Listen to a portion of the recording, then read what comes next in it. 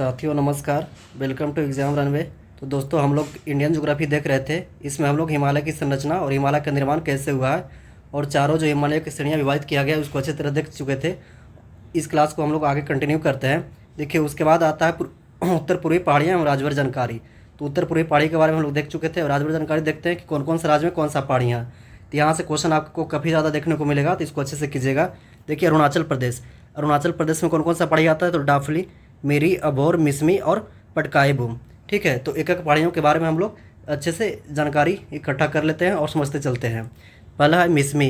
यह भारत चीन म्यांमार की सीमा पर स्थित है। यहाँ चिड़, कौंधारी वन एवं बांस पाए जाते हैं। इसको ध्यान रखिएगा। मिसमी में क्या है, यह भारत और चीन सीमा पर स्थित है। ठीक है, सबसे ऊंची चोटी इसका क्या है, तो डाफला बूम इसकी सर्वोच्च ऊंची चोटी है। इसकी ऊंचाई लगभग कितना है, तो इसकी ऊंचाई लगभग हो जाएगी आपको 1200 से लेकर के 1500 से लेकर के 2500 मीटर। इसको ध्यान रखिएगा। उसके बाद आता है पटकाई बूम। यह महान हिमालय का हिस्सा है। यह अरुणाचल प्रदेश के दक्षिण पूर्व नागालैंड में स्थित है। ठीक है, ये बांस, चीड़ और आदि के वृक्ष में पाए जाते हैं यहाँ पे। उसके बाद नागालैंड में देखते हैं कौन कौन पहाड़ी है, तो नागा पहाड़ियाँ महत्वपूर्ण हो जाएगा। ये चीन म्यांमार के बीच सीमा पर स्थित है। सर्वोच्च चोटी कौन सा है, तो सर्वोच्च चोटी आपका हो जाएगा सारा। नागालैंड की राजधानी जो कोहिमा है आपको नागा पहाड़ी पर स्थित है। तो पूछ देगा नागालैंड की राजधानी कहाँ पर स्थित है, तो नागालैंड की जो राजधानी है कोहिमा वो आपको नागा पहाड़ी पर स्थित है। कोहिमा भारत की सबसे पूर्वी राजधानी भी इसको जाना जाता है। चलिए और आगे देखते हैं अरुणाचल प्रदेश में कौन कौन सी पहाड़ियाँ हैं। तो अरुणाचल प्रदेश में क्या क्या आ गया, डाफला, मिरी, अभोर, मिसमी और पटकाई बूम। तो मिसमी हम लोग देख चुके थे और नागालैंड ये भी देख चुके थे। मणिपुर में क्या है, तो मणिपुर में आपका हो जाएगा म्यांमार सीमा में स्थित है मणिपुर पहाड़ी। ठीक है, इसकी सर्वोच्च चोटी क्या हो जाएगा, माउंट जापवे। तो इसको ध्यान रखिएगा। मणिपुर की सर्वोच्च चोटी कौन सा है, तो माउंट जापवे। इसको ध्यान रखिएगा। और ब्राक एवं इम्फाल नदियाँ आपको यहीं से निकलती है। ठीक है, इसके बाद देखिए लेमाटोला पहाड़ी यहाँ स्थित है। मणिपुर पहाड़ी ये हो गया और आप दोनों के बीच में लोकटक झील पड़ता है। तो ध्यान रखिएगा, मणिपुर पहाड़ी और लोकटक पहाड़ी के बीच में आपको लोकटक झील जो है, जो एकमात्र तैरता हुआ झील है। Moirang Manipur life line of Manipur कहते हैं। तो मोयरिंग मणिपुर को लाइफ लाइन ऑफ मणिपुर कहते हैं। इसको ध्यान रखिएगा। पूर्वोत्तर में सबसे मीठे पानी का झील है यह फमूदी। इसके बारे में हम लोग देख रहे हैं लोकटक झील के बारे में। फमूदी जो तैरते हुए वनस्पति एवं जीव पदार्थों को द्वीप है। ठीक है, इसको ध्यान रखिएगा। ये कैम्बलिम लमजाओ नेशनल पार्क इसी पर स्थित है। केवल लामजाओ राष्ट्रीय उद्यान तैरता हुआ राष्ट्रीय उद्यान है। इसको ध्यान रखिएगा। विश्व का एकमात्र तैरता हुआ उद्यान कौन सा है, तो केवल लमजाओ राष्ट्रीय उद्यान जो आपको लोकटक झील में स्थित है। यहाँ मणिपुर नृत्य करने वाले हिरन संगाई यहाँ पे प्राकृतिक रूप आवास है। तो पूछ देगा जो संगाई हिरन है उसका प्राकृतिक आवास कहाँ है, तो आपको लामताओ झील में स्थित है। ये रामसर भूमि में भी शामिल किया गया है। तो लोकटक झील को क्या है, रामसर भूमि में शामिल किया गया है। कब शामिल हुआ था, तो आपको 1990 में और इसे 1993 में मॉन्ट्रियल रिकॉर्ड में भी शामिल किया गया है। तो ध्यान रखिएगा, लोकटक झील में इससे ज़्यादा आपको डीपली क्वेश्चन नहीं जाएगा। और यहाँ से बार बार क्वेश्चन पूछा जाता है, चाहे बीपीएससी आप एग्जाम दे रहे हैं, चाहे यूपीपीसीएस दे रहे हैं, या कोई भी वनडे एग्जाम दे रहे हैं, तो आपको लोकटक झील के बारे में क्वेश्चन हमेशा पूछा जाता है। तो एक तो पहला नंबर ये पूछ देगा केवल लमजाओ जो राष्ट्रीय पार्क है, इसको ध्यान रखिएगा। और यहाँ पे कौन सा हिरन, संगाई हिरन पाई जाती है। और ये रामसर भूमि और मॉन्ट्रियल रिकॉर्ड दोनों दर्ज किया गया है। चलिए उसके बाद देखते हैं असम और मिजोरम में कौन कौन है। तो असम में हो जाएगा मिकिर पहाड़ी। यह असम मिकिर जनजाति झूम कृषि के लिए प्रसिद्ध है। इसको ध्यान रखिएगा। यह आर्कियन चट्टान का क्रम है। ठीक है, उसके बाद बरेल पहाड़ियाँ आती है। तो बरेल जो है असम मणिपुर सीमा पर स्थित है। ये भी आर्कियन चट्टान की आपको चट्टानें हैं। यहाँ चिड़ और बांस प्रमुख पाई जाती है। उसके बाद देखते हैं मिजोरम। तो मिजो पहाड़ी यहाँ सबसे ऊंची चोटी है। इसका जो मिजो पहाड़ी का सबसे ऊंची चोटी है वो ब्लू माउंटेन है। इसको ध्यान रखिएगा। मिजोरम में मिजो पहाड़ी है, उसकी सबसे ऊंची चोटी जो है ब्लू माउंटेन है। यहाँ सेफ ऑफ रोलिंग माउंटेन कहते हैं, इसे लैंड ऑफ रोलिंग माउंटेन भी कहते हैं। और मिजोरम की तुलना में मोलोसेस बेसिन भी की गई है। तो मिजोरम की तुलना जो है आपको मोलोसेस बेसिन से की जाती है। अब देखते हैं मेघालय, जिसको पूर्व का स्कॉटलैंड कहते हैं। ये 17वीं बीपीएससी में आपका पूछा हुआ क्वेश्चन है। पूर्व का स्कॉटलैंड किसे कहते हैं, तो मेघालय को। तो चलिए मेघालय पठार, मेघालय पर्वत उत्तर पूर्वी पठार, कार्बो एंग्लो पठार इसको भी इसी का हिस्सा है। ये प्रायद्वीपीय भारत का हिस्सा है। देखिए अभी तक हम लोग जो पढ़ रहे थे इंडियन का प्रायद्वीपीय भाग ये वाला पढ़ रहे थे, लेकिन आपको मेघालय पठार भी जो है ये प्रायद्वीपीय भारत का भी ये भी हिस्सा है। इसको ध्यान रखिएगा। ये यूरेनियम, कोयला और लोहा यस्क के लिए प्रचुर रूप में यहाँ पाया जाता है। यहाँ की जो सर्वोच्च चोटी इसकी है वो नोकरेक है। इसको ध्यान रखिएगा। हाईएस्ट पीक नोकरेक है। और मालदा भ्रंश जो है, देखिए यहाँ पे आपको ये जो मालदा भ्रंश है इसी से आपको प्रायद्वीपीय भारत से और मेघालय के पठार को अलग करता है। और यहाँ पे जो 3 की पानुआ पहाड़ियाँ हैं उसको ध्यान रखिएगा। यहाँ से काफ़ी ज़्यादा क्वेश्चन पूछता है। एक गारो हो गया, एक खासी हो गया, एक जयंतिया हो गया। ये देखिए तीनों जनजाति के नाम पर पहाड़ियाँ का नाम रखा गया है, तो इसको क्रम याद रखिए। ये आपको क्या हो जाएगा, वेस्ट टू ईस्ट, तो पश्चिम से पूरब की ओर कौन कौन हो जाएगा, गारो, खासी, जयंतिया। खासी आपको बीच में हो जाएगा, ठीक है। इसी पे आपको चेरापूंजी, मनीषराम जो सर्वाधिक बारिश का स्थान पाया जाता है, मनीषराम आपको पूरा विश्व में यहीं पे होता है, ठीक है। और जयंतिया पर आपको शिलोंग यहाँ मौजूद है, और गारो यहाँ नोकरेक पहाड़ी यहाँ पे मौजूद है। तो चलिए एक एक पहाड़ी के बारे में हम लोग विशेष चर्चा करते हैं। तो गारो पहाड़ियाँ पश्चिम मेघालय में स्थित है। देखिए यहाँ पश्चिम मेघालय में गारो पहाड़ियाँ स्थित हो गया, इसको ध्यान रखिएगा। ये गारो पहाड़ियाँ आपका हो गया, पश्चिम मेघालय में स्थित हो गया। सर्वोच्च शिखर इसका क्या है, तो नोकरेक है। जैव विविधता के प्रचुर रूप से यहाँ पाया जाता है, ठीक है। उसके बाद खासी पहाड़ियाँ देखते हैं। ये मध्य मेघालय जो शिलोंग पड़ता है, यहाँ देखिए खासो पहाड़ियाँ आपको मध्य मेघालय में पड़ता है। यहाँ चेरापूंजी, मनीषराम विश्व के सर्वाधिक वर्षा वाला स्थान है। यहाँ खासी जयंतिया मार्थ प्रधान रूप से जो इसकी विशेषता है, खासी जयंतिया मार्थ प्रधान पाई जाती है। ये खासी पहाड़ियाँ हो गया। उसके बाद जयंतिया पहाड़ी के बारे में देख लेते हैं। ये पूर्वोत्तर मेघालय में है। देखिए आपको जयंतिया पहाड़ियाँ सबसे पूर्वी मेघालय में है, ठीक है। यहाँ यह जयंतिया जनजाति के नाम पर इसका नाम रखा गया। ये भी क्या, ये भी मार्थ प्रधान है। अब देखते हैं मालदा गैप या मालदा भ्रंश। यह भ्रंश रेखा मेघालय पठार को राजमहल पहाड़ियाँ संलग्न करती है, इसको ध्यान रखिएगा। यह गारो हिल्स और राजमहल पहाड़ियों के बीच स्थित है।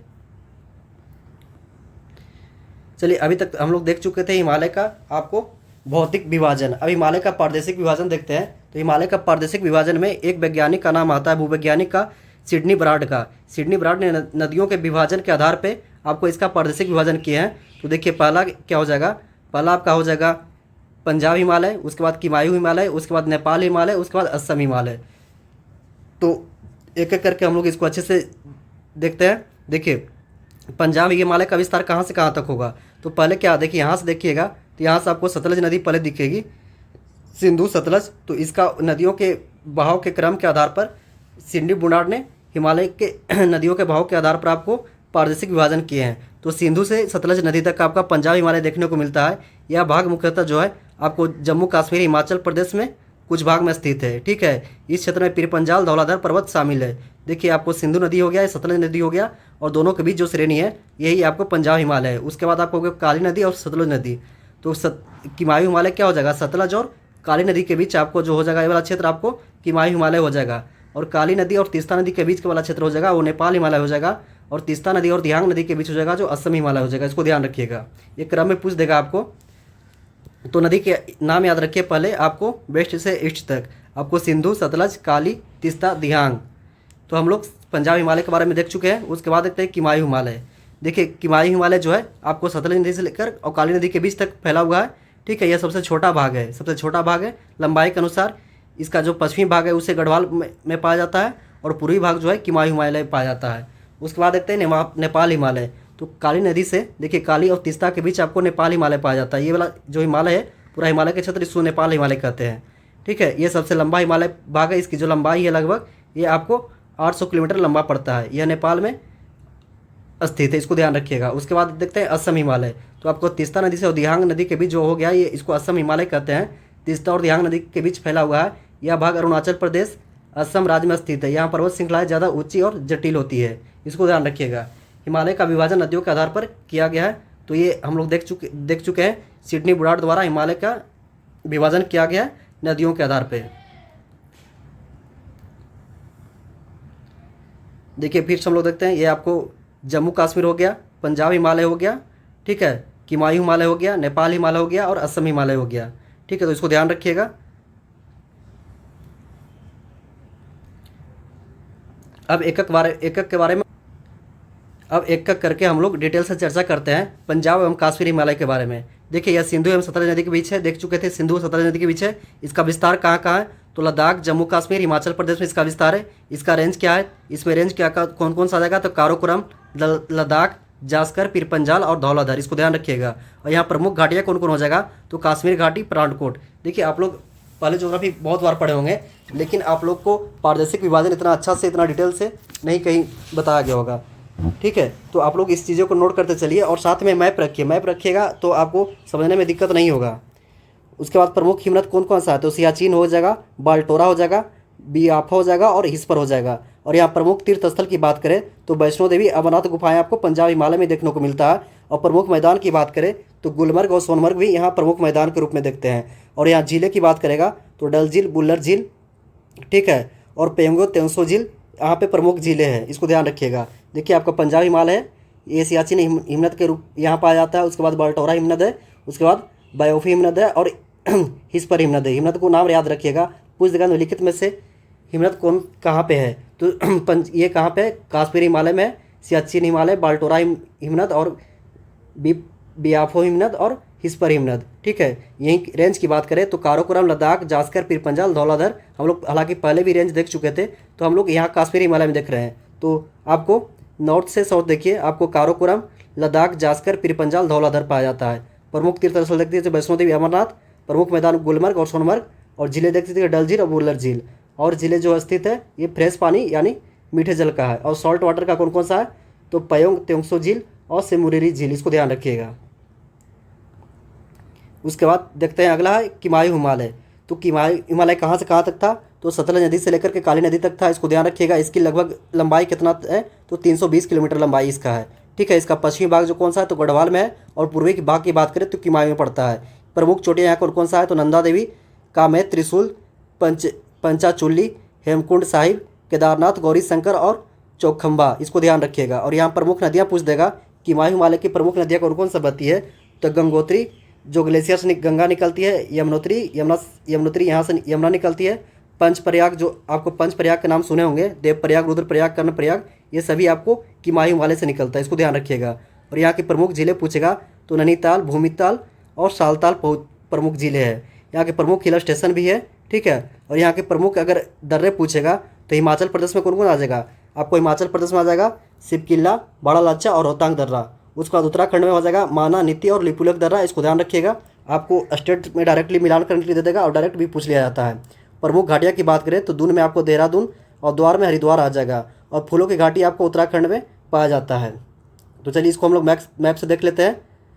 किमायू हिमालय देखिए, यहाँ नंदा देवी हो जाएगा, कामेत हो जाएगा, त्रिशूल होगा, पंचाचूली हो जाएगा, हेमकुंड साहिब हो जाएगा और चौखंबा हो जाएगा, ठीक है। देखिए यहाँ पंचप्रयाग यहाँ से आती है, गंगा हो जाएगा, केदारनाथ देखिए यहाँ पे है, इसको ध्यान रखिएगा।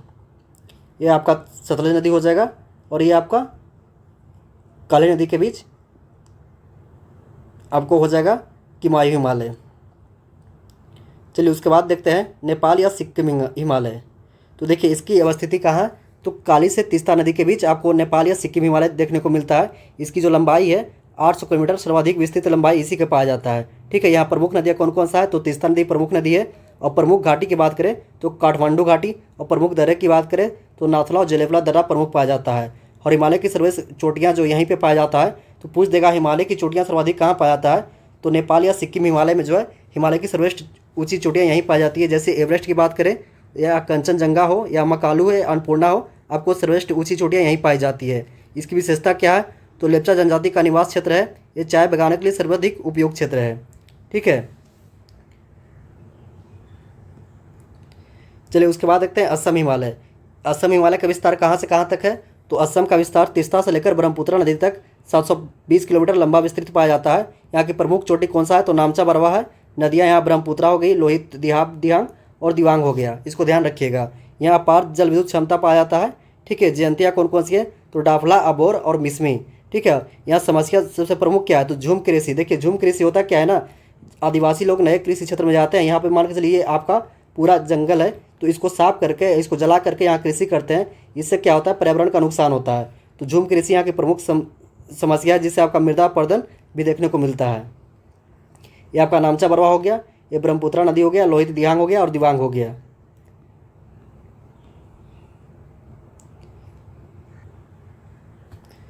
तो हम लोग का हिमालय जो टॉपिक है कंप्लीट हो चुका है। उसके बाद हम लोग अगला टॉपिक देखेंगे, तो इसको अच्छे से आप लोग कर लीजिएगा मैप बाई। आपको यहाँ से क्वेश्चन काफ़ी ज़्यादा देखने को मिलेगा, इससे बाहर कहीं क्वेश्चन नहीं जाएगा। इसके करने के बाद अगर आप लोग घटना चक्र लगा लेते हैं तो आपका पीसीएस का क्वेश्चन या वनडे एग्जाम का क्वेश्चन इससे बाहर नहीं जाएगा। हम लोग सभी चीज़ें को अच्छे से विस्तृत अध्ययन कर चुके हैं। देखिए एक बार देख लेते हैं, इसमें कुछ छोटा तो नहीं है। काराकोरम रेंज पढ़ चुके हैं, सभी चीज़ हो गया। तो दोस्तों आप लोग चैनल के सब्सक्राइब कीजिए और वीडियो को ज़्यादा शेयर कीजिए। इसके बाद हम लोग अगला टॉपिक करेंगे। बहुत बहुत धन्यवाद।